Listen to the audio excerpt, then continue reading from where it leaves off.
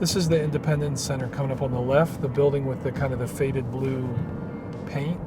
The Independence Center was the first building that I helped somebody purchase after I started my solo practice almost 23 years ago. So they've been in there for probably 22 years, I'd say. And I've done real estate projects all over Virginia. It's a part of my law practice that I really love to do, but I don't think a lot of people in the local business community realize that I do this much commercial real estate work.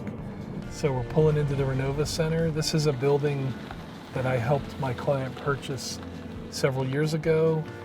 She wanted to have a building that housed some of her businesses. They're all wellness related businesses. And then there are other spaces that are leased out to wellness providers, massage therapists and people like that. Because I have a lot of reps, it makes it go smoother, I think, and more efficiently. But it also helps identify risks and then, early in the process so that we can resolve those risks before they maybe hold up closing or something like that. So there are going to be 4 small bungalow houses on the left down here. They're all short-term rentals. So starting with the pink house, then the blue house, the red house, and I represented the seller to sell all those properties at once. We sold them at the same time. So it is kind of like selling a business and real estate at the same time. I spent the first 3 years of my career as an environmental lawyer for a large national law firm. So I'm aware of the types of environmental issues that might pop up in a transaction. I did a deal years ago out in Kansas City. Many times when we start a transaction, one of the first things that I'll do is I'll look it up on Google Maps. I saw that it was in a kind of a heavy industrial area, and I asked my client how long had the business been in the building.